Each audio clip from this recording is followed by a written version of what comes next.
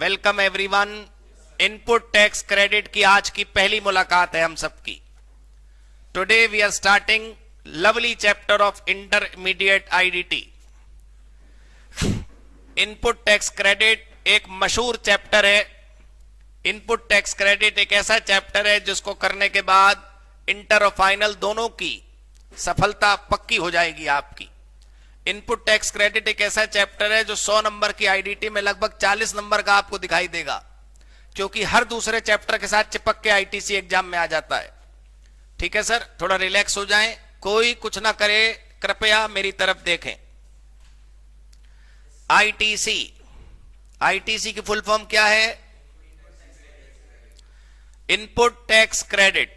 ITC की full form Indian tobacco corporation नहीं है, भारतीय तंबाकू निगम। आईटीसी की फुल फॉर्म है इनपुट टैक्स क्रेडिट। आज की क्लास वो लोग भी देख सकते हैं जिन्होंने आज से पहले जीएसटी का बेसिक कभी नहीं सुना। इनपुट टैक्स क्रेडिट के कई कॉन्सेप्ट ऐसे थे जो मैं बेसिक में पहले ही उड़वा चुका हूं। इनपुट टैक्स क्रेडिट किसे कहते हैं ये समझने से पहले सबसे पहले 2-3 बातें रिवाइज कर लेते हैं, और उनको रिवाइज करने के बाद हम आज की मुलाकात शुरू करेंगे। वो जो 2-3 बातें मैं रिवाइज करवा रहा हूं वो हमने बेसिक में पढ़ ली थी। बेसिक में मैंने इसलिए पढ़ा दी दोस्तों क्योंकि इनपुट टैक्स क्रेडिट में मेरे पर्सनल ऊपर बड़ा लोड पड़ता है। बच्चे को ये समझाना कि इनपुट टैक्स क्या होता है, आउटपुट टैक्स क्या होता है, इंटर स्टेट सप्लाई क्या होती है, इंट्रा स्टेट सप्लाई क्या होती है, तो हमने चुपके से उन बातों को चुरा के पहले चैप्टर में ही रख दिया और हमने पहले ही निपटा लिया। इसका लाभ आज हम सबको मिलेगा। गुड मॉर्निंग एवरीवन, एक बार फिर से आप सबका हार्दिक स्वागत।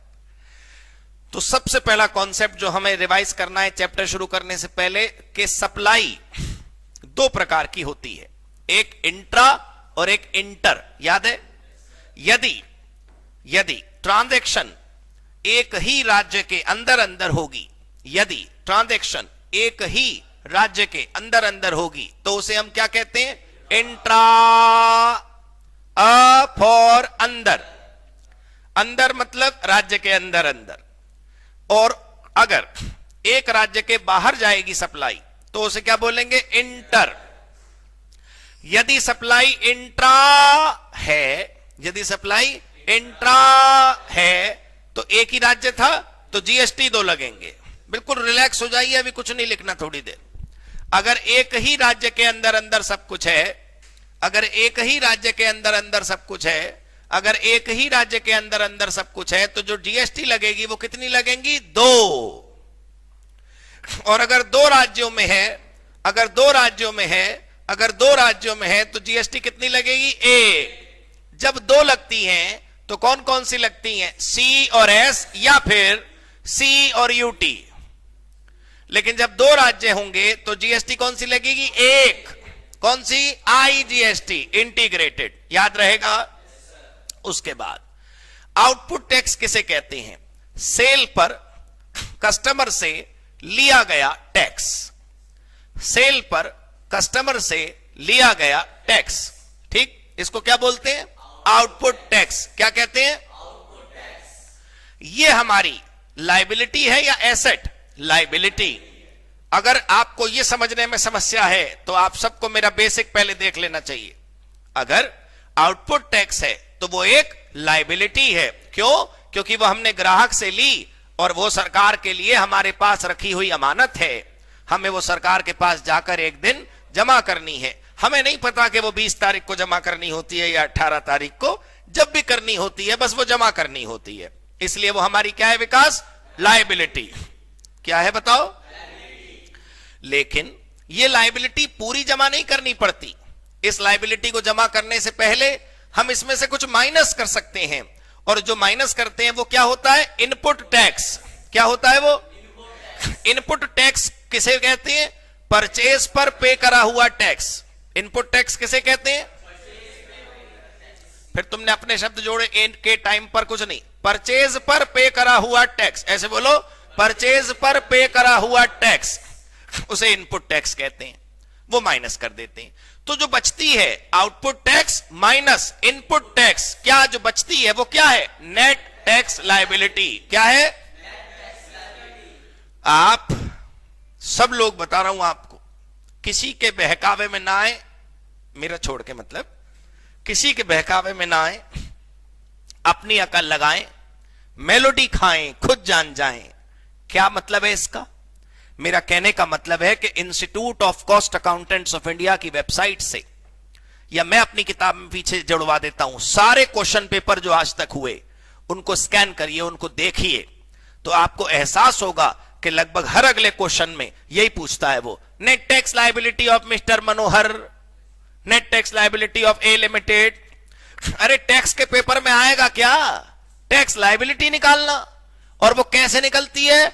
Output tax minus input tax. बस ये माइनस करने के कुछ नियम हैं, माइनस करने के कुछ नियम हैं। बोलो ना, माइनस करने के। सर ये रिवीजन चल रहा है, इसे खत्म करोगे तब क्लास शुरू होगी। माइनस करने के कुछ नियम हैं। सबसे पहले हमने सीखा था क्या माइनस होगा? IGST. Use IGST first, finish IGST first. सबसे पहले आईजीएसटी खत्म होगा। ये मैं करा चुका हूं बेसिक की आखिरी क्लास में कई बार। जब आईजीएसटी का इनपुट खत्म हो जाए तो उसके बाद हम यूज करते हैं सीजीएसटी का इनपुट। क्या यूज करते हैं? सी will go to C and then go to I. S will go to S and then will go to I. और एक बात याद करना हमें रह गई, I, बोलो I will go to I first. If remaining will go to C and S in any manner, in any proportion. Clear? बच्चा कह रहा सुन सुन के थक गए हम, ये यही तो चाहिए मुझे। सुन सुन के इतना थक जाओ, सुन सुन के पक जाओ, पेपर में उल्टी होने लगे बिल्कुल, बस भाई बहुत हुआ, तब आपका क्वेश्चन सही होगा। पहले बताओ याद रहा? ये जो तुमने रूल अभी सुने इसको बोलते हैं आईटीसी यूटिलाइजेशन रूल या आईटीसी सेटलमेंट रूल। क्या बोलते हैं? Very nice. ITC utilisation rule या फिर आईटीसी सेटलमेंट रूल। पक्का बोलो हाँ, यस। इतना यदि आपको नहीं आता, जो लोग रिकॉर्डिंग सुन रहे हैं, ये क्लास अभी बंद कर दें, आपके व्यू खराब हो जाएंगे। सबसे पहले जाके देखें बेसिक्स। समझ आ गई बात? यदि आपको ये नहीं आता तो अब आज की क्लास शुरू करते हैं।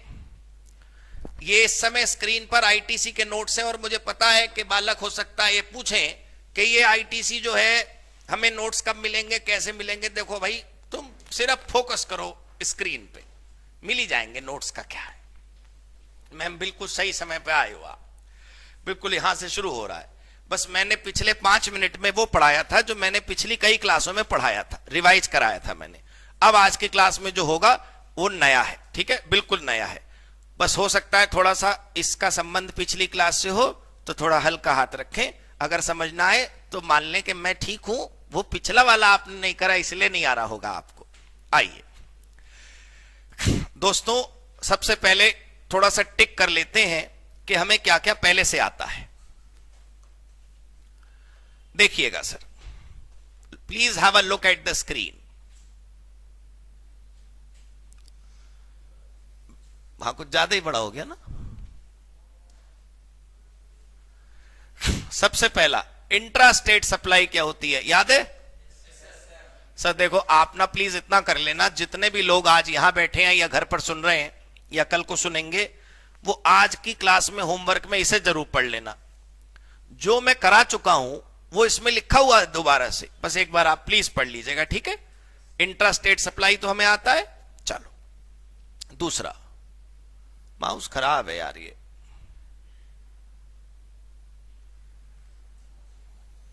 हाँ, वो हाथ में क्या है ना, पहले इसे ऑफ करो फिर ये चलता है।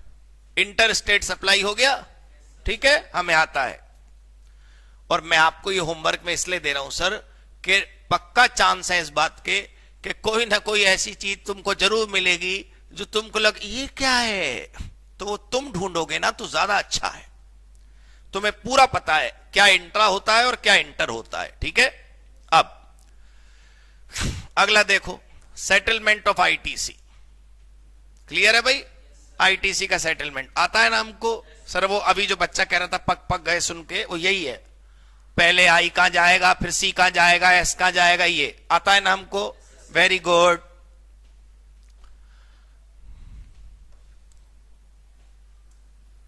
ये देखो, ये वाली टेबल है जो हमने पिछली क्लास में पढ़ी थी, याद है? अब आज का हमारा टॉपिक यहां से शुरू होता है, कंडीशन टू अवेल आईटीसी। कुछ नहीं लिखना आप सबने। कंडीशंस टू अवेल आईटीसी का मतलब, मैं आप दोनों ना बस ये समझना आईटीसी कुछ होता है। मुझे पता है आपने मान लो पढ़ भी रखा हो पहले, तब भी आईटीसी क्या होता है, और ये एक फायदा होता है। क्या होता है मैम? ये तुम भी बोल लो, क्या होता है ये? हाँ, और ये फायदा हर किसी को मिलता है या किसी किसी को मिलता है? अभी तक हमें लगता था कि हर किसी को मिलता है। पिछली क्लास तक तो हमने बस ये सीखा था कि ये बेनिफिट होता है। पिछली क्लास तक हमने सिर्फ ये सीखा था कि ये बेनिफिट कैलकुलेट कैसे होता है। पिछली क्लास तक हमने बस ये समझा था कि इस बेनिफिट का मतलब क्या है। आज हम ये समझेंगे कि ये बेनिफिट कंपनी बाग में लगे हुए फूल नहीं है जो कोई भी तोड़ ले। ये जो बेनिफिट है, इसके लिए कुछ कंडीशंस आपको पूरी करनी पड़ेंगी, और जब तक आप वो कंडीशन पूरी नहीं कर लेते, आपको ये बेनिफिट प्राप्त नहीं होगा। पहले बताओ, समझ आई बात? अब हम पढ़ते हैं वो कंडीशंस क्या है। देखिए, ऐसा है, कंडीशंस में समय लगेगा। वो एक लाइन देखने में एक लाइन है, उसके अंदर बहुत मसाला होता है। थोड़ा धैर्य रखें, ठीक है? पढ़ो। पहली कंडीशन सब लोग मिलके पढ़ेंगे। ही, कौन ही? कौन ही? जिसको भी बेनिफिट चाहिए। हमें क्या मतलब, कौन सप्लायर कौन रिसीवर, हम नहीं जानते ज्यादा इंग्लिश। हमने क्या पढ़ना है? वो जिसको आईटीसी नाम का बेनिफिट चाहिए। ही शुड बी इन पोजेशन, उसके पास होना चाहिए। थोड़ा डार्क हो गया। उसके पास होना चाहिए। किसके पास? जिसको आईटीसी नामक बेनिफिट चाहिए, उसके पास होना चाहिए। क्या? उसके पास होना चाहिए, इसकी इंग्लिश है पोजेशन। उसके पास होना चाहिए, उसके पास पोजेशन होना चाहिए। किस चीज का? आगे पढ़ो, देखो क्या लिखा है यहां पर, टैक्स इनवॉइस का। बस आगे मत पढ़ना, तुम्हें सीएमए की कसम। सर वो सच में सब कंफ्यूज हो जाता है बच्चा, आगे मत पढ़ना। आप इतना सुनो, आप कह रहे हो कि आपको आईटीसी का बेनिफिट चाहिए। आईटीसी किसे कहते हैं? परचेज पर पे करेगा टैक्स को बोलते हैं आईटीसी। किसको? परचेज पे पे करेगा टैक्स को। तो भाई परचेज करी होगी ना तूने, तभी तो बेनिफिट चाहिए। क्या खरीदा? हमने एसी खरीदा ऑफिस के लिए। अच्छा, कहां है बिल? तो यदि आप कह रहे हो बिल तो था, वो कल ना आग लग गई ना प्लांट में, तो उसी अलमारी में आग लग गई जिसमें बिल रखा था। कोई बात नहीं, उसी दुकान पे जाओ, दूसरी कॉपी ले आओ। ऑनलाइन खरीदा है तो फिर से डाउनलोड कर लो, लेकिन हमें बिल चाहिए। यदि आपके पास बिल की कॉपी नहीं है, आप लाख साबित कर दो, ये देखो सर बैंक स्टेटमेंट मैंने पेमेंट करी थी, सर ये देखो सीसीटीवी कैमरा की क्लिपिंग, देखो सर एसी खरीदा था मैंने, ये देखो सर, ये सारे सबूत हैं जो उससे मैं साबित कर सकता हूं कि मैंने एसी खरीदा। ये सब बकवास है। यदि आपके पास टैक्स इनवॉइस नहीं है, यदि आपके पास टैक्स इनवॉइस नहीं है, उसकी कॉपी भी नहीं है, तो फिर आपको इनपुट टैक्स क्रेडिट का लाभ प्राप्त नहीं होगा। तो सर कोई देखने थोड़ी आ रहा है ना? हमारे मन में तो यही प्रश्न था जब हम पढ़ रहे थे अपने जमाने में। भाई अगर इनपुट टैक्स क्रेडिट नाम का फायदा, अगर इनपुट टैक्स क्रेडिट नाम का फायदा हमें मिलेगा, और हमें वो बेनिफिट हमें कब मिलेगा? जब हमारे पास इनवॉइस होगा। तो ये सोचो कि जो इनवॉइस है हमारे पास नहीं भी रखा है, तो सरकार का अधिकारी देखने तो आ नहीं रहा। किसको पता 140 करोड़ भारतवासियों के देश में कि हमारी फैक्ट्री में कल आग लग गई थी और बिल जल गया था?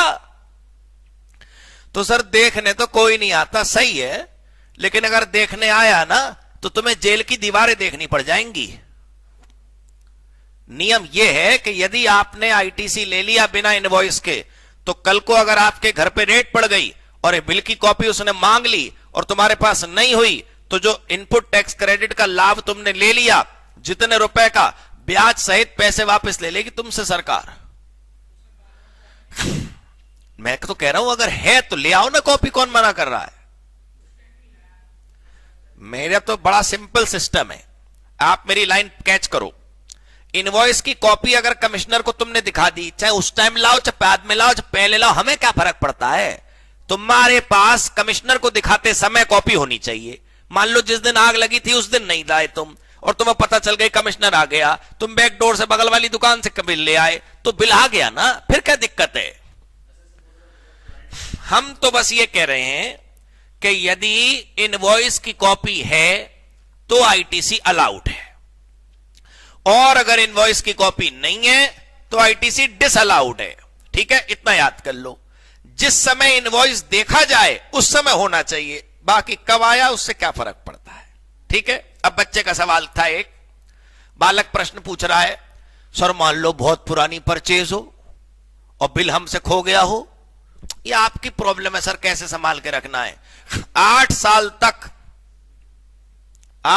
तक कंपनी लॉ में और 7 साल तक यहां पर जीएसटी के लॉ में कानून है आपको संभाल के रखने का रिकॉर्ड।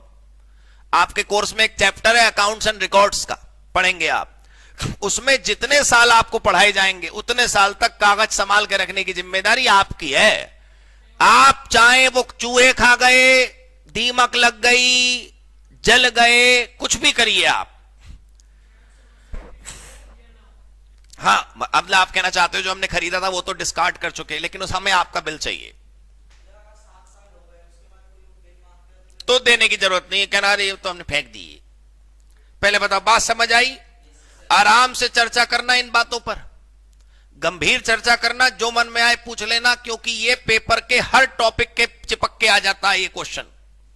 तो प्लीज बताओ, इनवॉइस प्रेजेंट, बोलो invoice present, ITC present, invoice absent, ITC absent.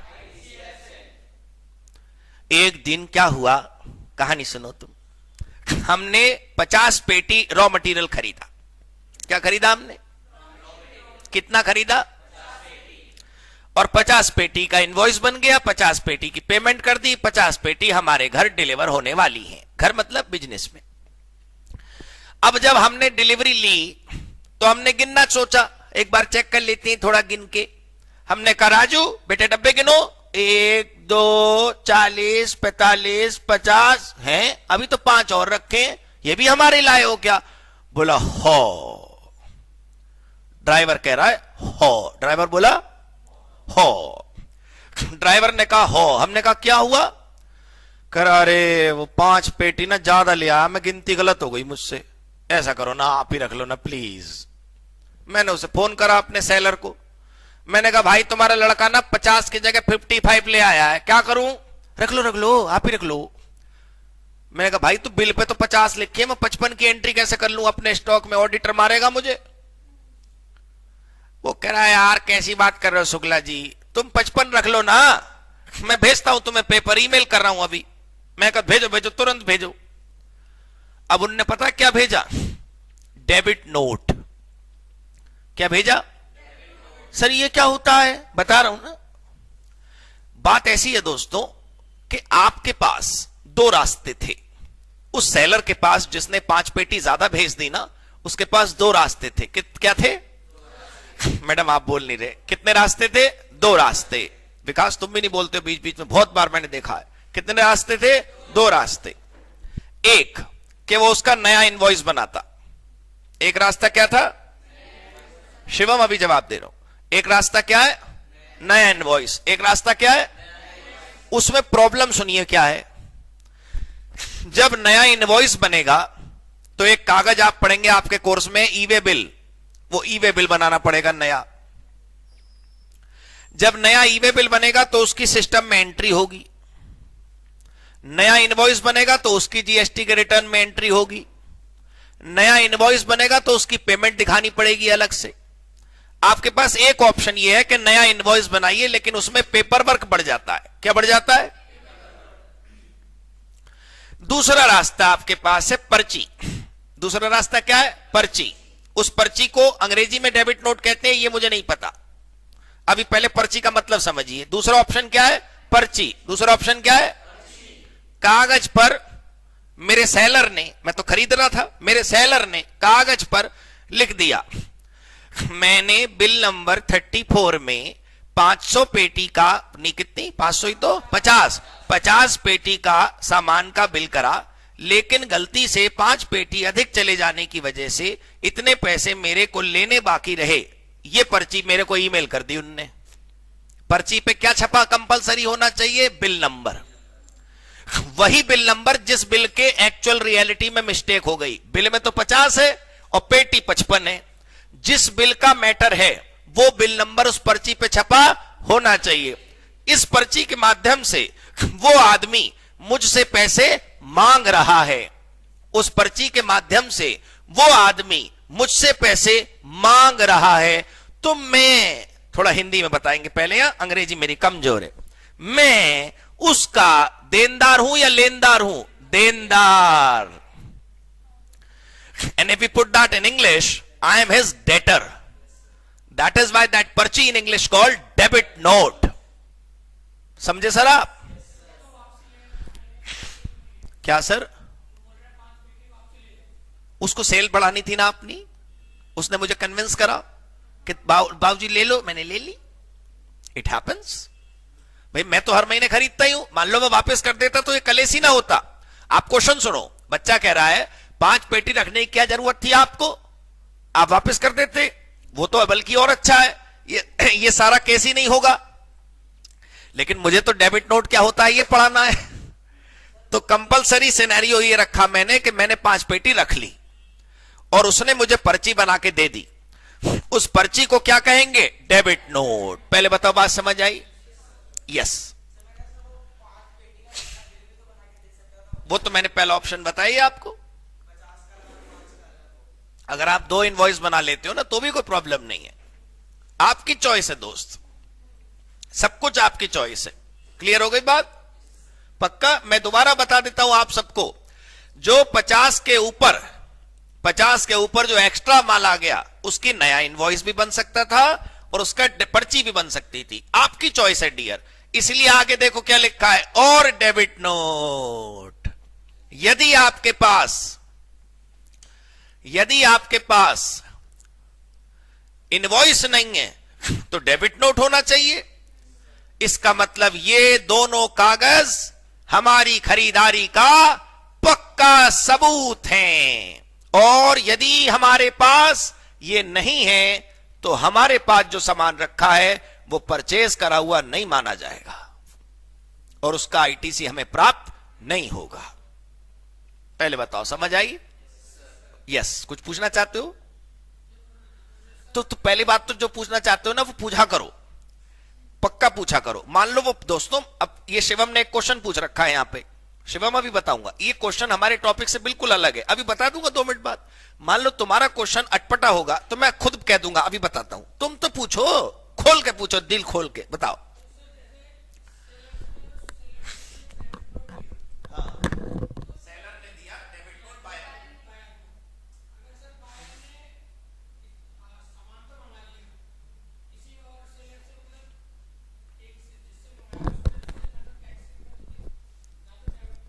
हाँ, जो आप कह रहे हैं किसी और से बनवा लिया, क्या मतलब? किसी और से बनवा लिया? आप मेरे प्रश्नों का समझने की कोशिश करिए, मैं थोड़ा सा चालाकीपूर्ण उत्तर दे रहा हूं। विकास का प्रश्न मैं खुल के आप लोगों को बता देता हूं, आप तो अपने ही हैं। विकास ये कहना चाहते हैं कि राहुल से माल खरीदा लेकिन राहुल ने बिल नहीं दिया, तो हमने सोहन से कह दिया तू ही बिल बना दे। ये कानूनन अलाउड नहीं है, ये तो इलीगल है ना। और अगर 1 मिनट, मान लो, प्लीज भगवान मुझे माफ करे, मान लो ये तुमने कर लिया, मान लो तुमने ये कर लिया, मान लो तुम 1 मिनट, मान लो तुमने ये कर लिया, तो सरकार की नजरों में तो डियर सोहन से माल खरीदा हुआ है ना, आईटी से तो मिल ही जाएगा। सरकार को क्या पता तुमने बैकडोर क्या कर रखा है। सरकार तो परचेज का ट्रांजैक्शन का कागज मांगेगी। अब उस पे सेलर सोहन है या सेलर राहुल है, उसको हमें क्या मतलब, आईटीसी तो मिल ही जाएगा ना। हाँ,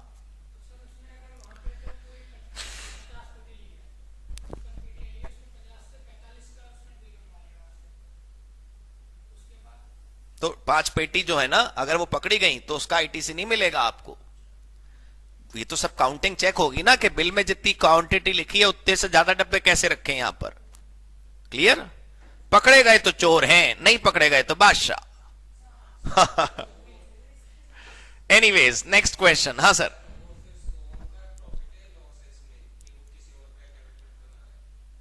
एक और इलीगल प्रश्न है दोस्तों, प्लीज।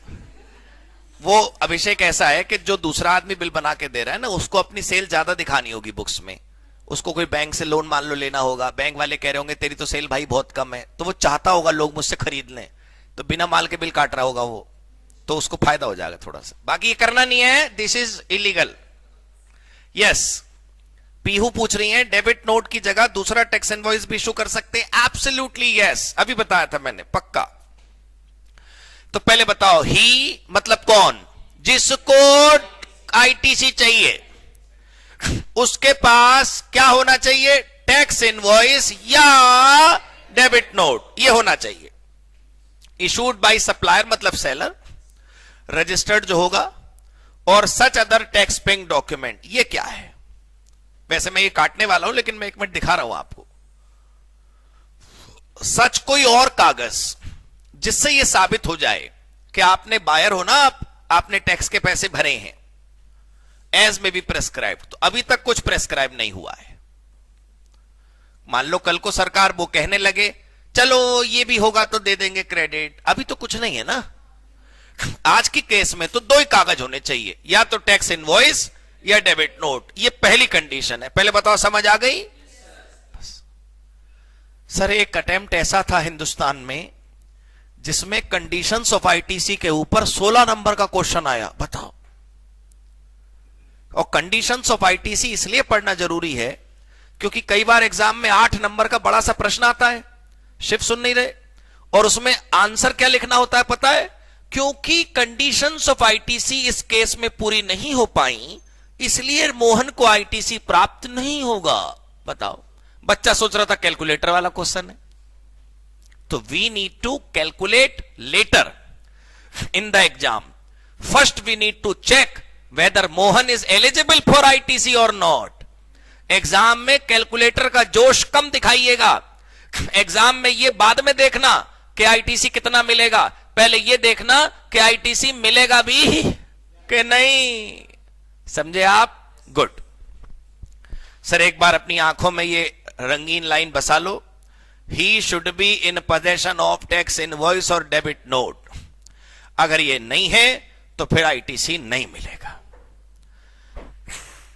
पहले बताओ, क्लियर हो गई बात? Very nice. चलो, दूसरी कंडीशन, ही कौन? जिसको आईटीसी चाहिए। अब यही बार बार आएगा, हम ही बार बार नहीं चर्चा करेंगे। ही हैज रिसीव्ड, उसको मिल जाए। क्या?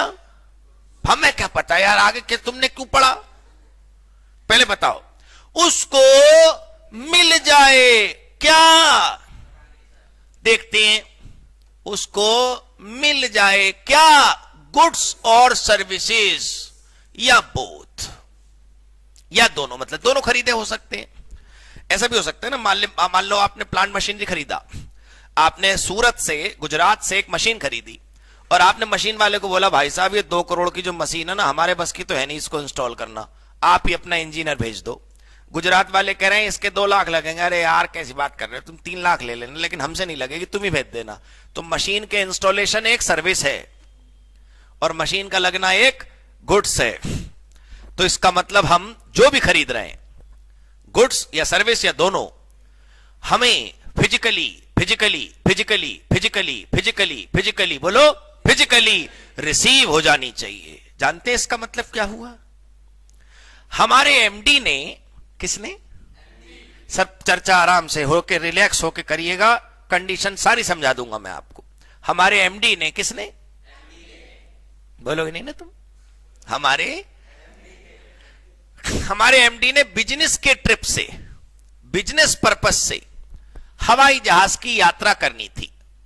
हमारे एमडी ने व्यापारिक उद्देश्य से एक हवाई यात्रा करनी थी दिल्ली से चेन्नई। टिकट का किराया 8,000 था, ठीक, उसमें 7,500 का टिकट और 500 रुपए का जीएसटी था। सर कितने रुपए का रेट है जीएसटी का हवाई जहाज पे? मुझे क्या पता, हम तो एग्जाम्पल ले रहे हैं। 7,500 का विकास टिकट, 500 रुपए का दोस्तों जीएसटी। ये हमारी परचेज ऑफ सर्विस है ना, इसका आईटीसी मिलना चाहिए ना। हमारे पास इनवॉइस भी है, पहली शर्त पूरी कर ली हमने। लेकिन हमने टिकट बुक कराया अप्रैल में। टिकट कब बुक कराया? अप्रैल कुछ नहीं, हिंदी बोल, अप्रैल में। टिकट कब बुक कराया? अप्रैल में। और वो आदमी कौन? हमारा एमडी। उसको यात्रा कब करनी है, उसको जर्नी कब करनी है, उसको सफर कब करना है? अक्टूबर में। कब करना है? अक्टूबर में। एक्चुअली जनवरी, वो अप्रैल में टिकट बुक हुआ and he will travel in October, correct? तो जब ट्रैवल हो जाएगा ना तब मिलेगा आईटीसी। अगर आपने बिल बनवाया अप्रैल में, पेमेंट कर दी अप्रैल में, लेकिन सर्विस पूरी हो गई क्या? सर्विस रिसीव हो गई क्या? सर्विस प्रेजेंट में है क्या? जब सर्विस हो जाए ना तब आप आईटीसी लीजिएगा। अभी कैसे आईटीसी ले लिया आपने? मुझे पता हूं क्या लग रहा है कि आपको ऐसा लग रहा होगा ऐसे थोड़ी होता है। सही बता रहा हूं सर। आप यहां 10 अकाउंटेंट को बुला लीजिए। अभी आपकी जानकारी के लिए बता दूं, मैं प्रैक्टिसिंग चार्टर्ड अकाउंटेंट हूं। मेरा रोज पाला पड़ता है अकाउंटेंट से। हर दूसरा अकाउंटेंट पता क्या करता है? जैसी पेमेंट होती है आईटीसी ले लेता है। अप्रैल में अगर हमने खरीदारी कर ली तो उसका क्रेडिट हम मई में ले लेंगे। यही होता है ना दोस्तों, कानूनन नहीं है ये। सर इसका मतलब आप ये कहना चाह रहे हो कि आप जो कह रहे हो वो सही है और ये लोग जो कर रहे हैं वो गलत है? जी हां, मैं थोड़ी कह रहा हूं, यहां लिखा है, मैंने आपको बोल के नहीं सुना है, but this is section 16 subsection 3। बहुत ध्यान से सुनिएगा ये बात जो बहुत जरूरी है, बहुत इंपॉर्टेंट इंफॉर्मेशन, कि जब भी कभी हमको इनपुट टैक्स क्रेडिट लेना होगा तो इनपुट टैक्स क्रेडिट बिल के बाद मिलेगा, ये तो सही है, लेकिन बिल आते ही क्रेडिट आप ले सकते हैं ये नियम नहीं है। कंडीशन सारी पूरी करनी है ना।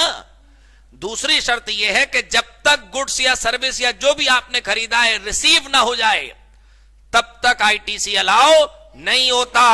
अक्टूबर में जब हवाई जहाज उड़ जाए तब आईटीसी मिलेगा आपको। हां सर। जाए नहीं जाए मतलब? हाँ, भले ही हम ना जाएं, लेकिन वो फ्लाइट का दिन क्रॉस होना चाहिए पहले, तब आईटीसी मिलेगा, वरना नहीं। राइट। हम भले ही ये ट्रैवल एमडी ने नहीं करा, मान लो एमडी साहब उस दिन बिजी हो गए, उस दिन फ्लाइट हमने नहीं बोर्ड करी और हमने टिकट भी कैंसिल नहीं कराया, हमने पैसे भी वापस नहीं लिए या लेट हो गए वो पहुंचने में, तो माना तो यही जाएगा ना कि हमने तो सर्विस ले ली भाई। हमने 1 साल की दोस्त जिम की मेंबरशिप पे करी, ठीक, 1 जनवरी को बिल्कुल, अब तो बिल्कुल साफ सलमान खान बन जाएंगे हम। और हम 1 साल में कितने दिन गए? 0। तो ये तो मान लिया गया ना कि हमने सर्विस ले ली, भले ही आप नहीं गए वो आपकी समस्या है। उसी प्रकार टिकट तो बुक हो गई, लेकिन वो महीना अक्टूबर जिस दिन ट्रैवल करना था वो गुजरने दीजिए पहले, फिर आईटीसी मिलेगा आपको। सर मैं दोबारा बताना चाहता हूं, असलियत में रियल लाइफ में लोग ये गलती कर रहे हैं, जो लोग भी कर रहे हैं, क्योंकि जीएसटी में मुझे बहुत दुख है ये कहते हुए, आप लोग तो सब प्रोफेशनल हैं, आप लोग तो सब सीएमए कर रहे हैं, लेकिन जीएसटी में ऐसा बुरा हाल है बाजार में कि हर वो आदमी जिसको थोड़ा सा कंप्यूटर आता है वो जीएसटी भरने का काम शुरू कर देता है बाजार में। कोई 200 रुपए में जीएसटी रिटर्न भर रहा है, कोई 300 रुपए में जीएसटी रिटर्न भर रहा है। लोग क्या करते हैं, बस परचेज में जो भी आईटीसी में दिखता है उसे ले लेते हैं ऑनलाइन। मान लो मैं वो आदमी हूं जो साइबर कैफे टाइप दुकान खोल के बैठा हूं, तुम व्यापारी हो, तुम मेरे पास आए और तुमने कहा जीएसटी रिटर्न भरवाना है, मैंने तुमसे बस क्या पूछा, अपनी सेल की फाइल मुझे दे दो, परचेज की फाइल मुझे दे दो। सेल वाली फाइल सेल में एंट्री कर दी, परचेज वाली परचेज में एंट्री कर दी। ये देखने वाला कोई है ही नहीं कि आईटीसी मिलेगा कि नहीं मिलेगा। सेक्शन 16 के नोटिस आजकल बहुत आते हैं सर। फिर यही लोग हम जैसे लोगों को पैसा मोटा देने को तैयार हो जाते हैं। अरे आप केस देखो ना, मेरे तो बिगड़ गया मामला। मैं कहा भाई क्यों बिगाड़ा तूने? उस समय छोटा लालच करा, तो अब बड़ा लालच का नुकसान आपको होगा ही होगा।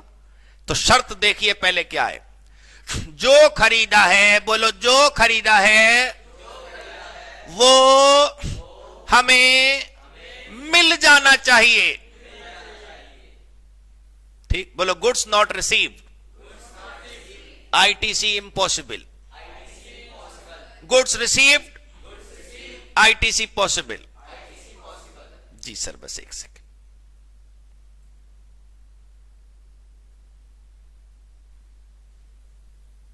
ठीक, यस सर, समझ आ गई बात हमको।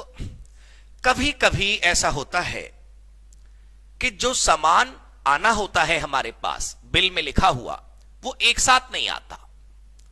कभी कभी वो सामान टुकड़ों में आता है। मान लीजिए हम दिल्ली में व्यापारी हैं, दिल्ली में ज्यादातर दोस्तों ना ट्रेडिंग ज्यादा है दिल्ली में। आप मानो ना मानो, वो आपकी प्रॉब्लम है। एक्चुअल स्टैटिस्टिक्स बताती है कि दिल्ली में 70% व्यापारी खरीद के बिक्री करते हैं और 30% व्यापारी माल बना के बिक्री करते हैं। क्या मतलब हुआ इसका? कि मैन्युफैक्चरर्स कम हैं और ट्रेडर ज्यादा हैं, क्योंकि दिल्ली में एक तो जगह नहीं है और परमिशन के बड़े चक्कर हैं। तो मैन्युफैक्चरिंग लोग कहां खोल रहे हैं? बाहर, उसमें हरियाणा में और उत्तर प्रदेश में जो हमारे पड़ोसी राज्य हैं, और दिल्ली में वो खोलते हैं ट्रेडिंग ऑफिस कनॉट प्लेस में। बढ़िया, मेरी बात समझो। मेरा कहने का मतलब यह है कि मान लो हम दिल्ली के व्यापारी हैं जो माल खरीदते हैं और बेचते हैं, ठीक है। हमने माल खरीदा, वहीं गुजरात से खरीद लो। हम गुजरात खुद गए और हमने बाजारों में मार्केटिंग करी और हमने एक दुकानदार से कहा, अरे बहुत बढ़िया कपड़ा है भाई साहब, ये है कै रुपए मीटर है। दुकानदार ने हमें बताया और हमें बड़ा पसंद आया। हमने कहा ऐसा करो, इसकी कितनी पेटी खरीदे यार, बार बार गुजरात आना तो होता नहीं है, काम 500 पेटी दे दो। वो आदमी बड़ा खुश हुआ, व्यापारी गुजराती, कर 500 पेटी, अभी तो 100 ही है मेरे पास, बाकी तो माल बनाऊंगा मैं। कोई बात नहीं, हमें कौन आज आफत है, 100 अभी भेज दो, 100 अगले महीने भेज देना, 100 उससे अगले महीने, 100 उससे अगले महीने, 100 उससे अगले महीने, 5 महीने में 100 पेटी भेज दियो। खुश है? गुजराती बोला बहुत खुश हूं। हमने कहा बढ़िया, ठीक है।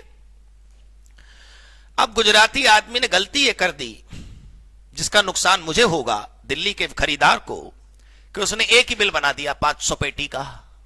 क्या बना दिया? एक ही बिल।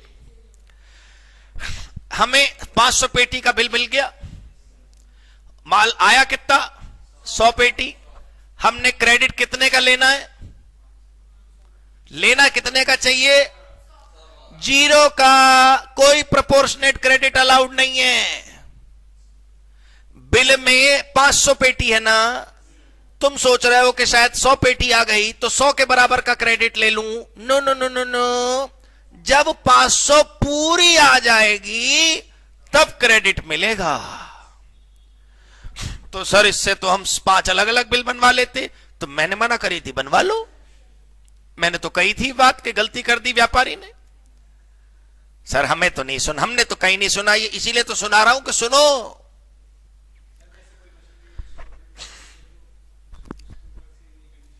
मशीन इंस्टॉलमेंट में खरीदी तो दोस्त पैसे टुकड़ों में दिए ना, मशीन तो पूरी आ गई ना। मैंने तो ये नहीं बताया। नहीं नहीं नहीं नहीं नहीं, अगर आपने पैसे टुकड़ों में दिए उससे हमें कोई मतलब नहीं। उधार सामान पे क्रेडिट मिल जाएगा। तुम तो एक ईएमआई हर महीने दोगे ना। मैं तो कह रहा हूं यार 2 महीने पैसे ही मत दो तुम, तब भी मशीन आते ही क्रेडिट मिल जाएगा तुमको। कैश परचेज और क्रेडिट परचेज का कोई चक्कर नहीं है। ईएमआई में पेमेंट करने में कोई प्रॉब्लम नहीं है। I am talking about goods की डिलीवरी टुकड़ों में नहीं होनी चाहिए, और अगर टुकड़ों में हो रही है तो जब आखिरी टुकड़ा आ जाएगा तब क्रेडिट अलाउड होगा। ये केस है, ठीक है।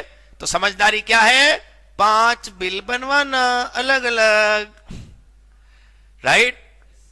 तो सर ये बात सच है दोस्तों, यकीनन ये बात सच है कि ऐसा अक्सर होता है कि हम आईटीसी के नियमों को जानकारी हमें होती नहीं, ये XYZ से हम रिटर्न भरवा लेते हैं और फिर हमें ABCD के पास जाना पड़ता है पैसे ज्यादा खर्च करने के लिए जब हम फंस जाते हैं।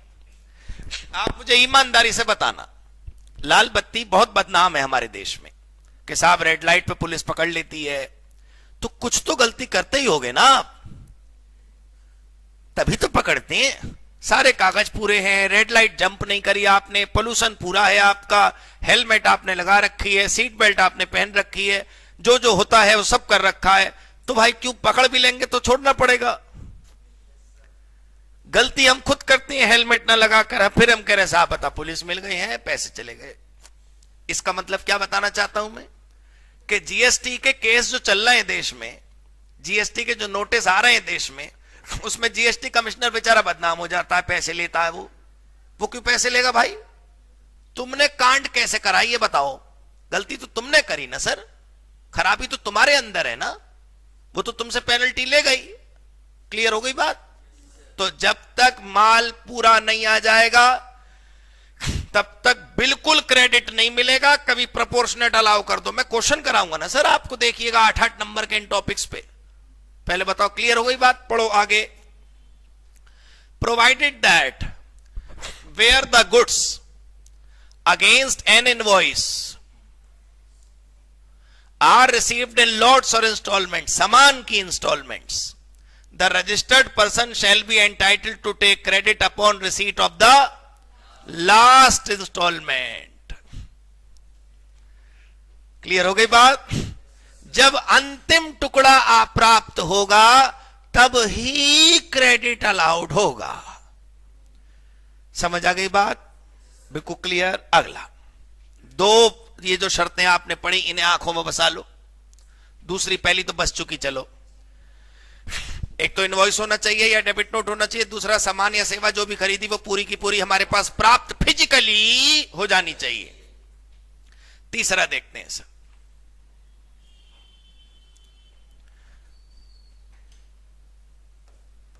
तीसरा द टैक्स। क्या चीज? The tax. कौन सा tax? GST. Charge in respect of such supply has been actually paid।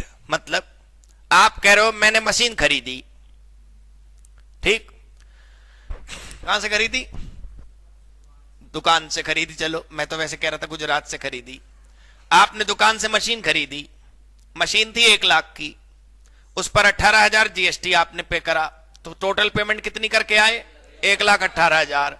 आपने तो सेलर को पे कर दिया पैसा या उधार कर दिया, जैसा भी, कोई बात नहीं। यहां पर जब लिखा है टैक्स एक्चुअली पे हो जाए तो किसको पे हो जाए? गवर्नमेंट को। जो बेचने वाला है उसकी 1,18,000 में से जो 18,000 है उसकी लायबिलिटी है ना, उसने सरकार को देना चाहिए ना, नहीं दिया उसने, तो तुम्हें भी क्रेडिट नहीं मिलेगा। हो बता रहा हूं, पहले बताओ रूल समझ आया? कैसे पता चलेगा? और हमारे साथ ये तो अन्याय हो रहा है, वो चर्चा भी करेंगे, लेकिन नियम पहले सुनो। हम बायर हैं, हमने पैसे दे दिए सेलर को, टैक्स के भी दे दिए, मशीन के भी दे दिए, ओके, लेकिन जो सेलर है उसने सरकार को देने चाहिए थे, उसने नहीं दिए, उसने नहीं दिए, बोलो नहीं दिए, तो बस हम भी क्रेडिट नहीं ले सकते। रूल ये है। अब इसमें 2 समस्याएं हमारे मन में आएंगी। पहला, सरकार को या हमें पता कैसे चलेगा?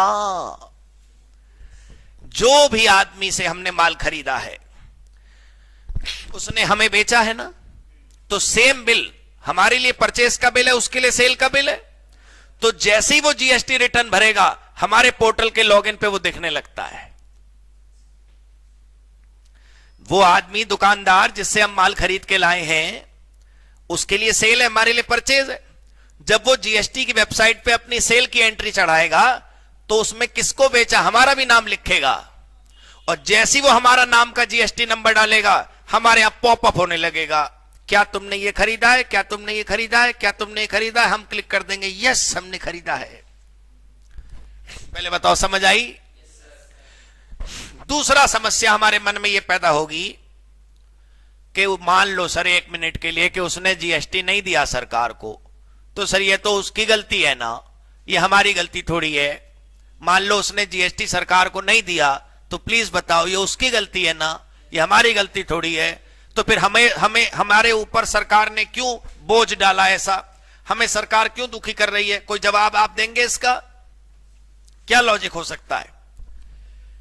मैंने कहा कि सेलर को हमने तो पैसे दे दिए और उसने सरकार को नहीं दिए, इसका नुकसान हमें हो रहा है, हमें क्रेडिट नहीं मिल पा रहा, तो सरकार उसकी गलती का जो वो है नुकसान हमें क्यों दिलवा रही है? ये बताओ आप। पकड़ लिया, क्या कर लोगे फिर तुम? हाँ, शिव कह रहे हैं कि हम शिकायत कर सकते हैं, हाँ ये हो सकता है। और दूसरा और बताओ। हाँ, मुझे तो नुकसान हो गया ना दोस्त। हम मतलब उसके खिलाफ आप केस कर दोगे कमिश्नर में? हाँ, एक आंसर ठीक है कि जिससे हमने माल खरीदा उसने रिटर्न नहीं भरा, इसलिए हम फंस गए, हमें आईटीसी नहीं मिल रहा, हमें बेनिफिट नहीं मिल रहा, इसकी शिकायत हम जीएसटी की सरकार को कर देंगे। ये बात सही है। दूसरा और क्या हो सकता है? कुछ बताया बच्चे ने। हाँ, ये भी बात सही है, लेकिन इससे हमें क्यों फंसा रही? उसको पकड़े ना। बहुत बढ़िया जवाब दिया है बच्चे ने ऑनलाइन में। शिवम कह रहा है, बच्चा कह रहा है ऑनलाइन में उसका आंसर आया है कि सरकार प्रेशर डालेगी किस पर? बायर पे। इस बहाने तुझे आईटीसी नहीं दूंगी, तो बायर प्रेशर डालेगा किस पे? सेलर पर। और बहुत बुरे से बुरे हालातों में अगर सेलर नहीं भरेगा फिर भी जीएसटी, तो बायर क्या करेगा? आज के बाद उससे खरीदना बंद कर देगा। वो तो हो गया, उसके लिए आप कमिश्नर को शिकायत कर सकते हो। आपके जो पैसों का नुकसान हो गया, आपको जो आईटीसी नहीं मिला, उसके लिए तो आप शिकायत कर दीजिए कमिश्नर को। वो तो डिपार्टमेंट के ऊपर है कि आप ऑफेंस वाला चैप्टर पढ़िएगा, कितना गंभीर आरोप आप पर लगाए जो आपका रजिस्ट्रेशन कैंसिल होगा। इधर पहले बताओ, बात समझ आई? मैंने क्या समझाया कि जो हमारा पैसों का लॉस हुआ, हमें जो आईटीसी नहीं मिल पाया, उसके लिए तो हम कमिश्नर को शिकायत करेंगे, ठीक है? उस पर केस चलेगा, वो केस हारेगा, कॉम्पेंसेशन हमें पे करेगा, ठीक? जितने साल भी केस चले वो अलग मुद्दा है। लेकिन आगे के लिए हम कसम खा लेंगे इससे नहीं खरीदेंगे, तो लॉन्ग टर्म में तो कारोबार खराब होगा ना। तो व्यापार तो है ही लॉन्ग टर्म का, शॉर्ट टर्म का कौन सा व्यापार होता है? दूसरा कोई खरीदेगा तो ऐसे तो चेन चलती जाएगी ना।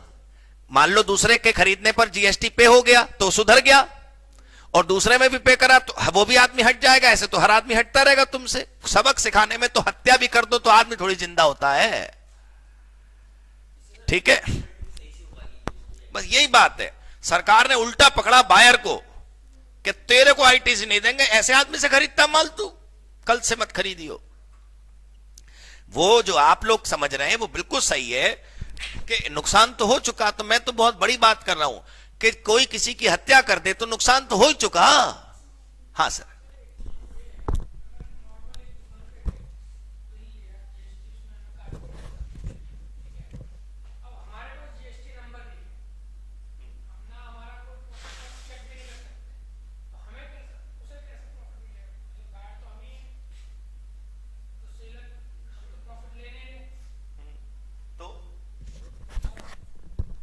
प्रश्न क्या है?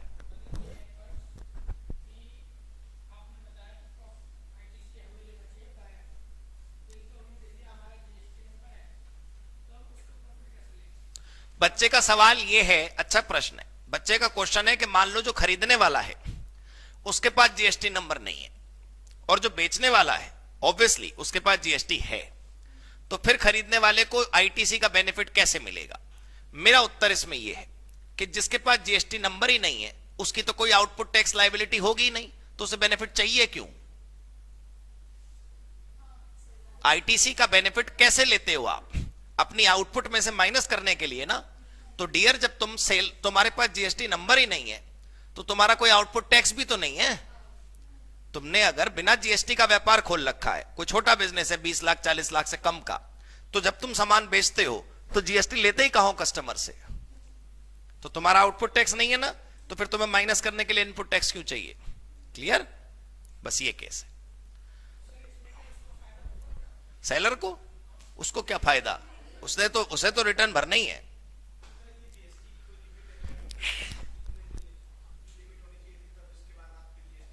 हाँ हाँ बिल्कुल बिल्कुल, एक चैप्टर आएगा रजिस्ट्रेशन, उसमें हमें बताया जाएगा इतने लाख रुपए की सेल के बाद जीएसटी में आते हो तुम, पहले नहीं आते। बेसिक के चैप्टर में नहीं है, चैप्टर 5 में रजिस्ट्रेशन में। हाँ नहीं, लेना देना नहीं, आपने कस्टमर से नहीं लेना, और जब लिया नहीं तो सरकार को देना भी नहीं, क्योंकि हमने लिया ही नहीं। क्लियर? पक्का? अगर ले लिया तो यह जुर्म है। आपके कोर्स में एक चैप्टर आएगा एंटी प्रॉफिटियरिंग, आपके कोर्स में एक चैप्टर आएगा एंटी प्रॉफिटियरिंग। जब आप जीएसटी में रजिस्टर्ड नहीं है तो प्रॉफिट कमाना चाहते हैं आप, इसका मतलब 100 की जगह 108 का माल 118 का माल बेच दिया आपने, और 18 रुपए आपने इलीगल तरीके से क्या कमाया? प्रॉफिट। 3 साल की जेल है इसमें, अगर राइट पड़ी तो। जब तक नहीं पड़ रही तब तक चल रहा है। ठीक है, यह है केस। आप जीएसटी में रजिस्टर्ड नहीं है तो आप कैसे ले रहे हैं टैक्स किसी से? तो वही तो मैं कह रहा हूं दोस्त, फिर क्यों लिया जीएसटी आपने कस्टमर से? आप बिल में 118 का माल बिल काटो, उस पर जीएसटी मत दिखाओ, आप बोलो कस्टमर को कि मेरा तो आइटम ही 118 का है, तो चल जाएगा। आप ये मत बोलो ना कि 100 रुपए तो सामान के और 18 रुपए जीएसटी के। ये क्यों बोल रहे हो आप? भाई मैं बर्गर का ठेला लगाता हूं, ठीक, और मैं 25 रुपए का बर्गर बेचता हूं। बच्चा पूछ रहा कहां पे? कभी लेके चलूंगा आपको। सुनो तो आप आगे। अब मेरे बर्गर के ठेले पर मेरे महीने भर की सेल मान लो 20 लाख से कम है, वो 40 लाख से कम है, जो भी लिमिट है चलो, और मैं नंबर 1 का बर्गर सेलर हूं, बिल देता हूं पूरा, और जब मैं बिल बनाता हूं तो मैं उसमें बर्गर में लिखूं 25 रुपए का बर्गर, तो वो मेरा मन। बस मुझे क्या नहीं करना चाहिए? 25 रुपए में से 20 रुपए बर्गर इज इक्वल टू 5 रुपए जीएसटी इज इक्वल टू, ये नहीं करना है। अगर सरकार को सुनाई दे गया कि तुमने जीएसटी लिया है तो यह गलत बात है। मैं आपको एक कहानी सुनाता हूं, समय हो ना हो तुम सुनो। बर्गर मैकडॉनल्ड्स का, बहुत ध्यान सुनिएगा, 125 रुपए वाला, एक दिन सरकार के ऑर्डर से हमें खुशी हुई कि कल सस्ता हो जाएगा। सरकार ने क्या करा? बर्गर पे टैक्स घटा दिया, ठीक, तो 125 का बर्गर हमें अगले दिन 118 का मिलना चाहिए था। तो उसी रात मैकडॉनल्ड ने क्या करा? बर्गर का कीमत इतना बढ़ा दिया कि 125 के बराबर हो जाए। इसमें कोई कुछ कर ही नहीं पाया। सर मेरे को बर्गर 125 का बेचना है, क्यों?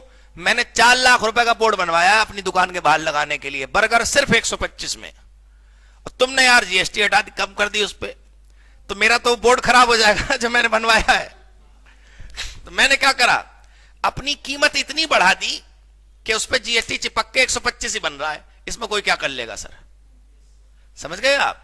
तो प्लीज समझने की कोशिश करिए। हमारी जीएसटी के इनपुट टैक्स क्रेडिट की तीसरी कंडीशन यह है कि हमने जिससे माल खरीदा है उस आदमी ने पेमेंट ऑफ टैक्स सरकार को कर दिया हो, चाहे उसने पेमेंट चाहे कैश में करा, चाहे आईटीसी से करा, कैसे भी करा, either in cash or through utilisation. ये सब फालतू बात नहीं। Tax actually paid to government, बस ये शर्त है। तो प्लीज बताइए, 3 शर्तों में से पहली शर्त क्या थी? इनवॉइस या डेबिट नोट होना चाहिए। दूसरी शर्त क्या थी? फिजिकली गुड्स या सर्विस रिसीव हो जाने चाहिए। और तीसरी शर्त क्या है? सेलर के द्वारा सरकार को टैक्स पे हो जाना चाहिए। क्लियर? बल्ले बल्ले। चलिए चौथी शर्त, he has furnished the return. He मतलब जिसको आईटीसी चाहिए उसने रिटर्न भर दिया हो। जीएसटी रिटर्न की हिंदी जीएसटी वापसी नहीं होती, रिटर्न का मतलब होता है स्टेटमेंट। सरकार को आप रिटर्न भरोगे तभी तो आईटीसी मिलेगा। बेसिक की क्लास में हमने जो कैलकुलेशन करी थी ना, output tax minus input tax, जो हमने पेन से करी थी, वो कैलकुलेशन एक्चुअल वेबसाइट पर होती है, जीएसटी की पोर्टल पर। डब्बों में अमाउंट भरना पड़ता है हमें, तो वो रिटर्न भरोगे तभी तो भरोगे डब्बे। तो बताओ पहली शर्त क्या थी? इनवॉइस या डेबिट नोट। पहली शर्त। दूसरी शर्त गुड्स और सर्विसेज फिजिकली रिसीव्ड। तीसरा payment of tax to government by seller. चौथा रिटर्न फाइलिंग। चौथा, 4 शर्तें हो गई। 40 से ज्यादा सवाल सॉल्व हो जाएंगे सिर्फ इन शर्तों को देखकर। अगला, और ये जो नोट्स मिले हैं दोस्तों, ये पूरा आईटीसी है, कंप्लीट, इतना सा। He has made. अब देखो, अब वो लोग अपने कान खड़े कर लें जो ये कह रहे थे कि अगर उधार में माल खरीदा होगा तो क्या होगा। देखें आप, ही कौन? जिसको आईटीसी चाहिए। हैज मेड द पेमेंट, क्या?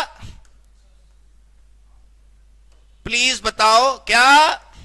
Has made the payment. क्या? Has made the payment to supplier. Highlight करने लायक थोड़ी है यार, सप्लायर को ही तो पैसे दोगे, और किसे दोगे? जिससे खरीदा है उसको ही पैसे दोगे। कितने दिनों में?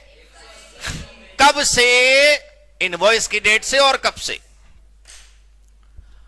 सर आप यकीन मानिए मेरी बात को, तमाम व्यापारियों के पास जब ये नोटिस पहुंचा 180 दिन वाला, आजकल ना नोटिस का एसएमएस भी आता है, तो लोगों के दिलों में ऐसी वो हो गई धड़कन तेज।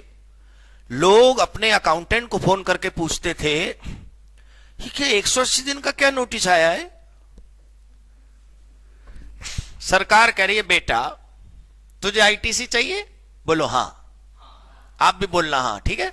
सरकार कह रही है तुझे क्या चाहिए? आईटीसी कैसे मिलता है? आउटपुट टैक्स लायबिलिटी में से क्या हो जाता है? माइनस।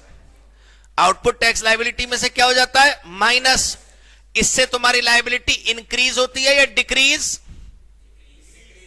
तो ये सोचने की बात थी, बताओ ना। इनपुट टैक्स माइनस कर देने से आउटपुट की लायबिलिटी इंक्रीज होती है या डिक्रीज? इसमें कौन सा जीएसटी का ज्ञान लग रहा था जो तुम सोच के जवाब दे रहे थे? कुछ माइनस करोगे तो जो भी माइनस कर दोगे उससे कुछ भी डिक्रीज ही तो होगा। प्लीज बताओ, इनपुट टैक्स माइनस कर देने से आउटपुट टैक्स लायबिलिटी क्या हो जाती है? इसका मतलब हमें सरकार को जो पेमेंट करनी थी अब वो बढ़ गई कि कम हो गई? तो हमारी जेब के पैसे कब बढ़ गए कि बच गए? बच गए। हमारी जेब के पैसे, तो तेरे पैसे क्यों बचवाऊं मैं जब तूने वहां पेमेंट करी नहीं है? तू ये कह रही है सरकार।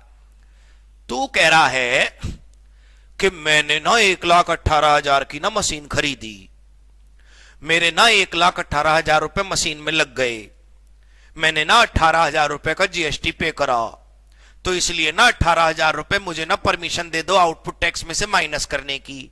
सरकार कहती है चल दी परमिशन माइनस करने की। तूने 18,000 दिए कब ये बता? दिए भी हैं?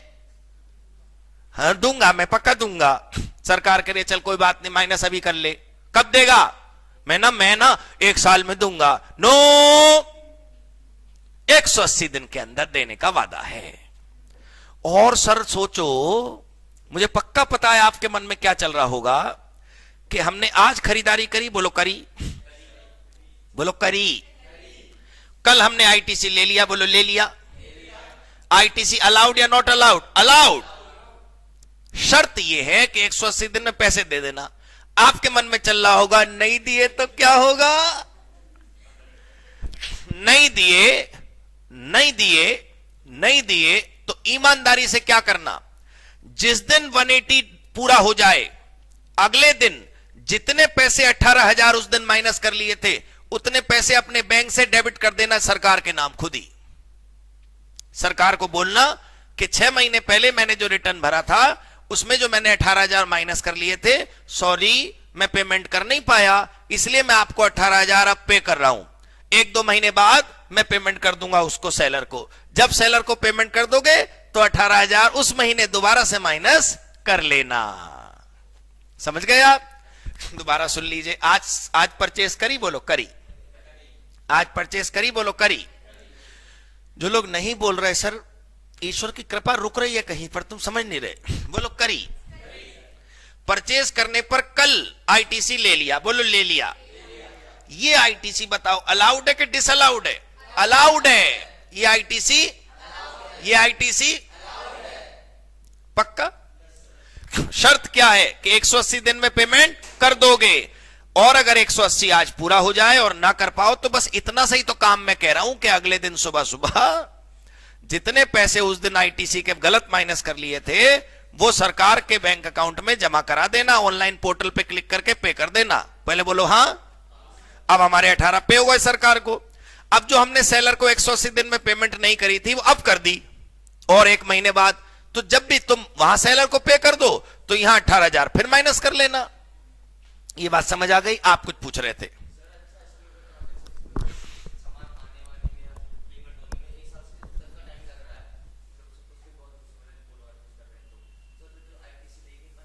कौन कह रहा है? हमने तो नहीं पढ़ा ऐसा कुछ। मतलब हिज क्वेश्चन इज कि मान लो सामान आने में या पेमेंट करने में 1 साल का समय लग गया, सो व्हाट, जब भी होगा क्रेडिट मिल जाएगा। Right, that's what he is saying कि रिसीव ना बहुत लेट हो रहा है, रिसीव होते होते ही साल भर निकल गया। क्या आईटीसी ले सकते हैं? जब भी माल आएगा तभी लेंगे, और क्या। अभी तक का तो यही रूल है, आगे देखते हैं कुछ और आ जाए। नो, अगला क्वेश्चन बहुत बढ़िया है शिव पूजन का। क्या आईटीसी लेना मैंडेटरी है? नो। आईटीसी आप क्लेम करोगे तो मिलेगा, ऑटोमेटिक नहीं है। राइट, क्लियर हो गई बात? पक्का?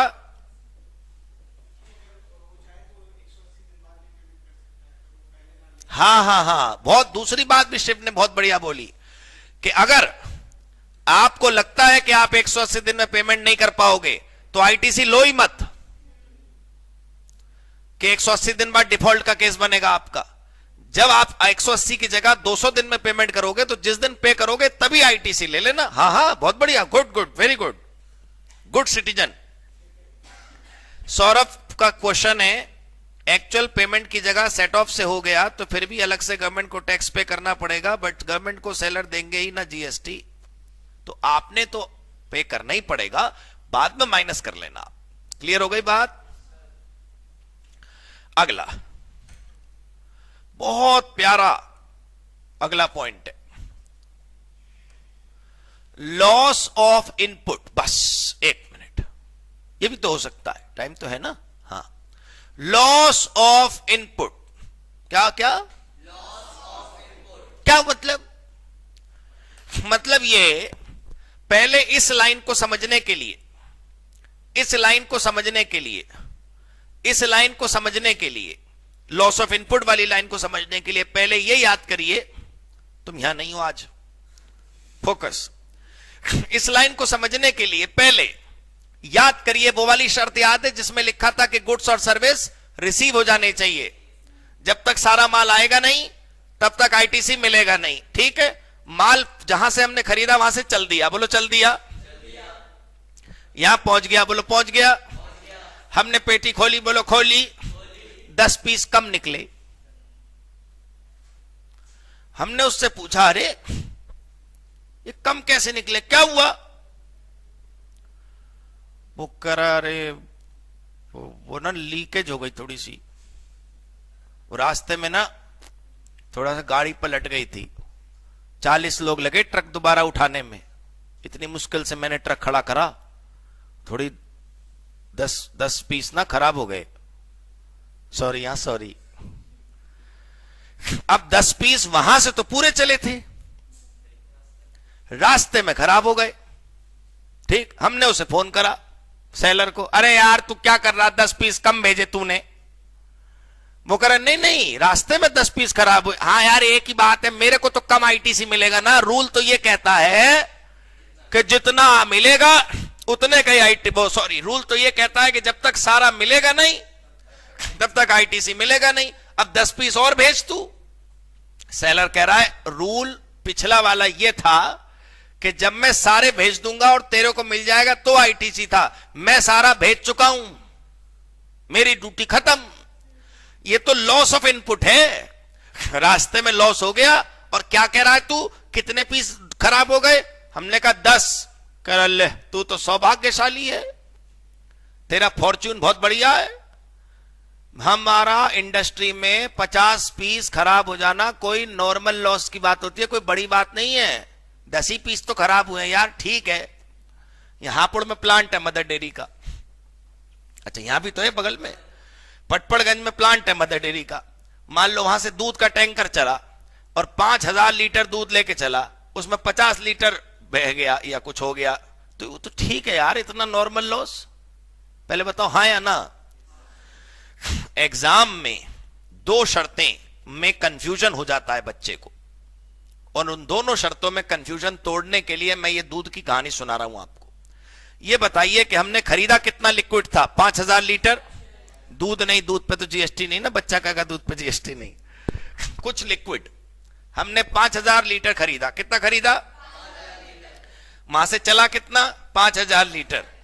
यहां पर अगर 5000 लीटर से कम पहुंचा तो ये पिछली वाली कंडीशन नहीं है, ये लॉस ऑफ इनपुट है। वो वाली कंडीशन जो शुरू में पड़ी थी वो कब थी? जब वहां से चलता ही 2000 लीटर। मान लो मदर डेयरी कहती या सेलर कहता अभी 2000 लीटर ले लो, 3000 लीटर और भेज रही हूं, तो वो वाली कंडीशन लगती जो ऊपर पड़ी थी। अगर क्वेश्चन में ये कहे सेलर ने तो पूरा भेज दिया, तो वो वाली कंडीशन पूरी हो गई है। अगर सेलर ये कहे कि मैंने वो वाली पूरी की पूरी पेटी भेज दी है, तो जो ऊपर कंडीशन पड़ी थी वो फुलफिल हो गई। पहले बताओ इतना समझ आ रहा है? ऊपर हमने कंडीशन नंबर 2 क्या पड़ी थी? सारा गुड्स रिसीव हो जाना चाहिए। तो मान लो सेलर ने सारा सामान भेज दिया, हम तक नहीं पहुंचा, तो वो दूसरी कंडीशन तो फुलफिल हो चुकी, क्योंकि उसने तो सारा भेज दिया, इंस्टॉलमेंट डिलीवरी है ही नहीं।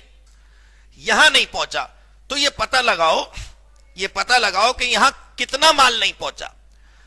अगर वो नॉर्मल लॉस है, अगर वो नॉर्मल लॉस है, अगर वो नॉर्मल लॉस है, अगर वो नॉर्मल लॉस है, इग्नोर कर देना। अगर वो नॉर्मल लॉस हो तो उतना आईटीसी कम मत करना, इग्नोर कर दो, कोई बात नहीं यार।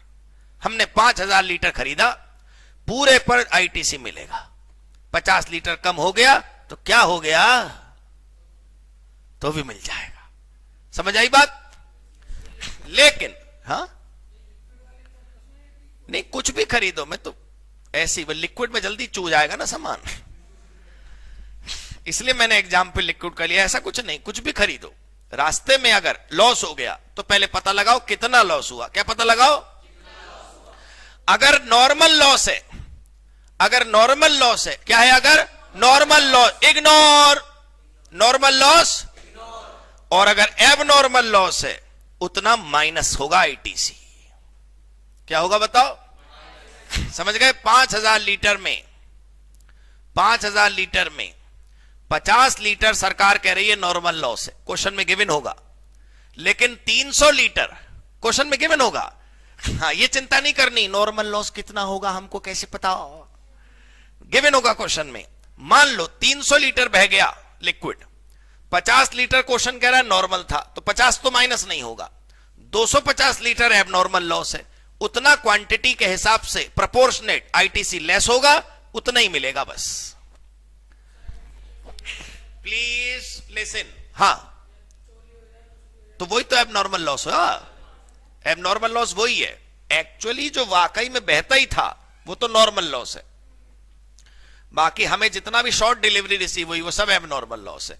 प्लीज याद करिएगा, बच्चों के मन में कंफ्यूजन क्या आएगी कि उस वाली कंडीशन में और इस वाली कंडीशन में क्या फर्क है। अगर दुकानदार के यहां से माल पूरा चला है तो वो कंडीशन पूरी हो गई, बस यहां पहुंचा कम, तो पता लगाओ क्यों कम पहुंचा, नॉर्मल लॉस या एब नॉर्मल। नॉर्मल लॉस इग्नोर, एब नॉर्मल लॉस डिक्रीज। हाँ सर,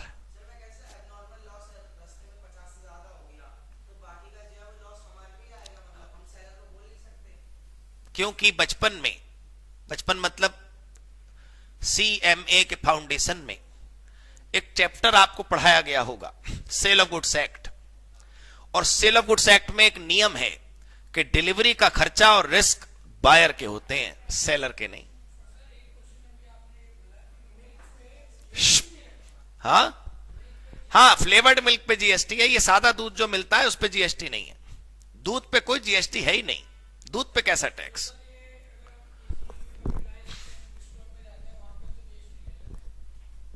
सर मैं दोबारा अपनी जानकारी अब चेक कर लूंगा, दूध पे कोई जीएसटी नहीं है।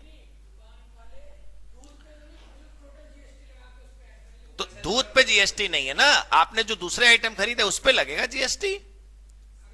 आप बिल को चेक करिएगा, दूध के आगे जीएसटी का रेट क्या लिखा है। आपने मान लो बिग बाजार से 10 आइटम खरीदे, उसमें एक दूध का पैकेट भी है, तो जो बिल होगा उसमें हर आइटम के नाम के आगे जीएसटी रेट का कॉलम होगा। आप उस पे देखिए कितने % जीएसटी है, 0 होगा वहां पे, एग्जेम्प्ट है मतलब। हाँ जी sir.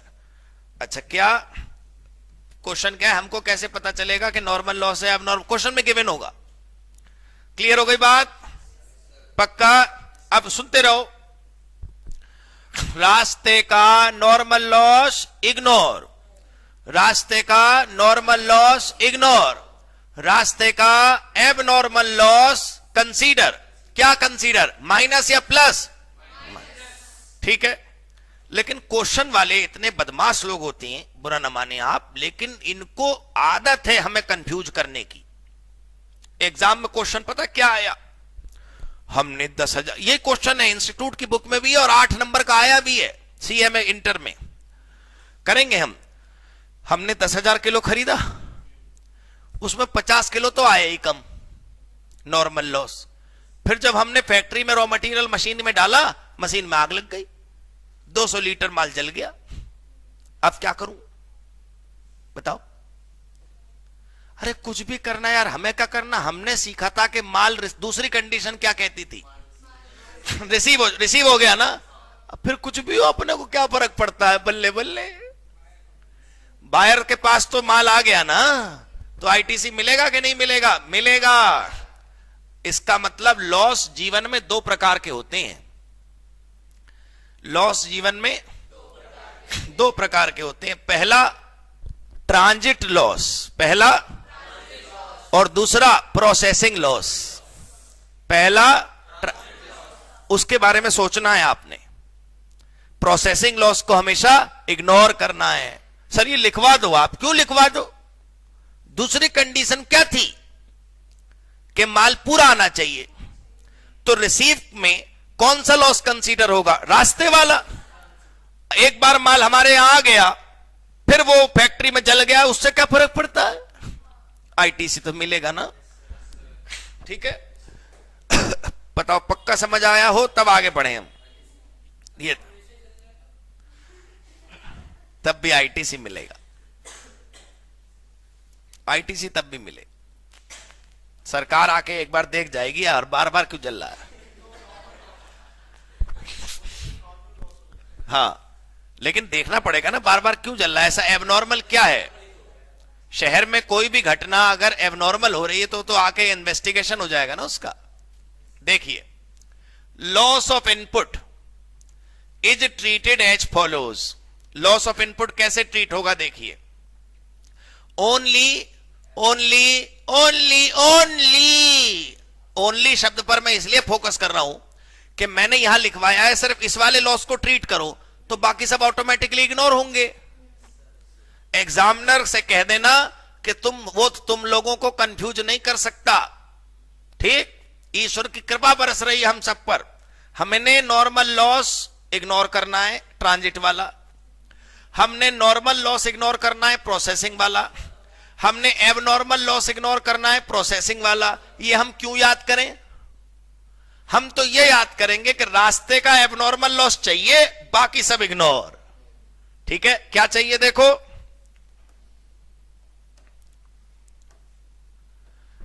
Only abnormal transit loss.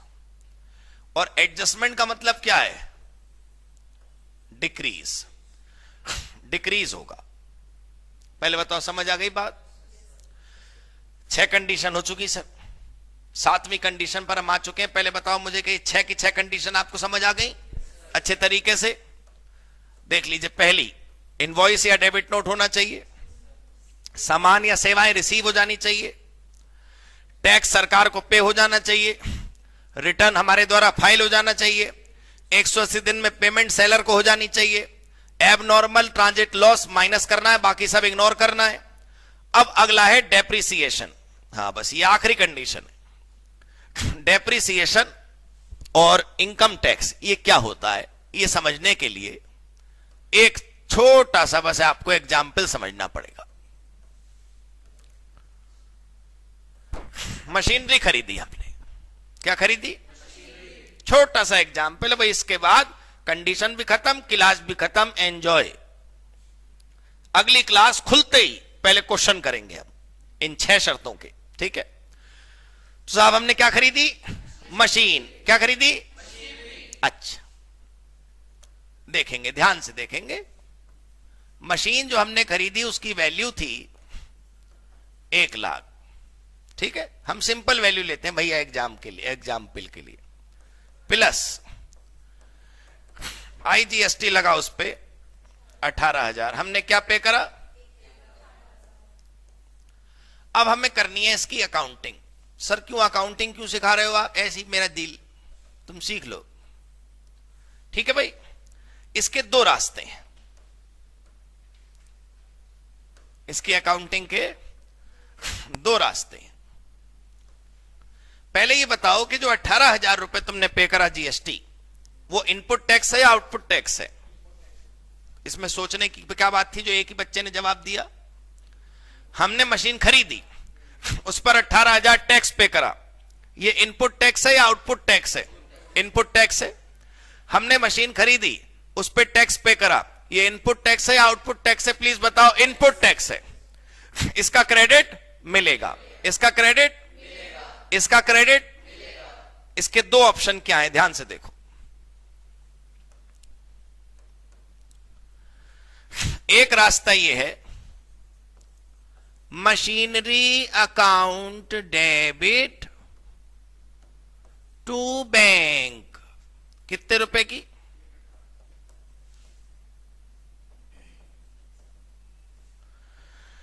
इस केस में हमने क्या करा? जो value of machine in books हमने मानी, वो क्या मानी? 1,18,000। तो जो डेप्रिसिएशन लगेगा वो किस पे लगेगा? इसका मतलब 1 लाख पे भी डेप्रिसिएशन ले लिया हमने और 18,000 पे भी डेप्रिसिएशन ले लिया। तो P&L अकाउंट में प्रॉफिट कम हो जाएगा, इनकम टैक्स कम हो जाएगा। पहले बताओ इतना समझ आया कि नहीं? No ITC allowed. इस केस में ITC नहीं मिलेगा आपको। क्यों नहीं मिलेगा ITC? क्योंकि एसेट की वैल्यू में क्यों जोड़ लिया आपने? हाँ, क्योंकि हमने इसको बताओ क्या माना? इस 18,000 को हमने कॉस्ट मान लिया। इस पर डेप्रिसिएशन लेने से इनकम टैक्स में हमें इसका लाभ मिल जाएगा। समझ आई बात? अब इधर आइए, दूसरा ऑप्शन।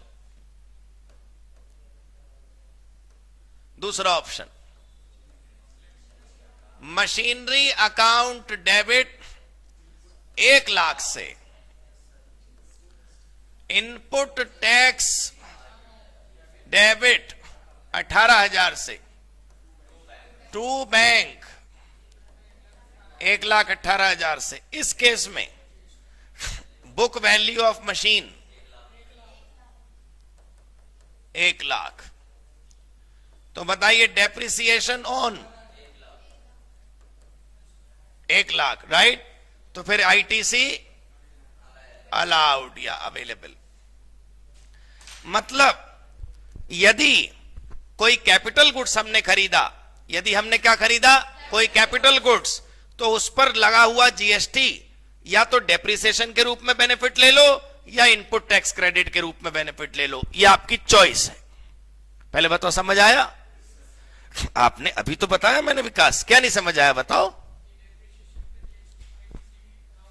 क्योंकि आप 18,000 रुपए को एसेट में जोड़ लिए, इस पे डेप्रिसिएशन लगेगा, वो प्रॉफिट लॉस अकाउंट की डेबिट साइड में माइनस होगा, उससे P&L का प्रॉफिट कम होगा, आयकर कम हो जाएगा। अब GST में भी फायदा चाहिए तुम्हें, आयकर में इनकम टैक्स में फायदा मिल गया।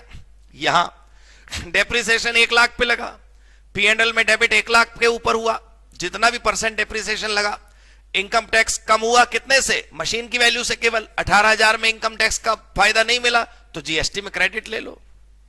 ये केस है। तो या तो यहां बेनिफिट ले लिया आपने या वहां बेनिफिट ले लिया, ये केस है। क्लियर हो गई बात? पक्का? शिवम भाई यहां कह रहे हैं ऑनलाइन में कि 18,000 पे डेप्रिसिएशन तो पूरा मिल नहीं सकता, आईटीसी लेना ज्यादा बेनिफिशियल है। That depends on the policy. Clear हो गए? आपकी चॉइस है। इसको पढ़ते हैं क्या लिखा था वहां पे। यहां पर क्या लिखा हुआ था उसको देखते हैं। Taxable person shall not claim depreciation on tax component. Depreciation नहीं लेना है, डेप्रिसिएशन केवल 1 लाख पे लेना है of the cost of capital goods under the provisions of income tax. अगर ले लिया, if the depreciation is claimed on the tax component by capitalising, उस कॉस्ट को हमने कैपिटलाइज कर दिया, उस कॉस्ट को हमने जोड़ दिया, तो आईटीसी नहीं अलाउड होगा। दो में से एक चीज है, डेप्रिसिएशन ले लिया तो आईटीसी नहीं, आईटीसी ले लिया तो डेप्रिसिएशन नहीं। सिंपल। सर ये 6 शर्तें काफी कीमती हैं, इन पर आधारित अनेकों प्रश्न आपको मिलेंगे। राइट? अगली क्लास में हम इन पर करेंगे चर्चा। Thank you so much. Class over.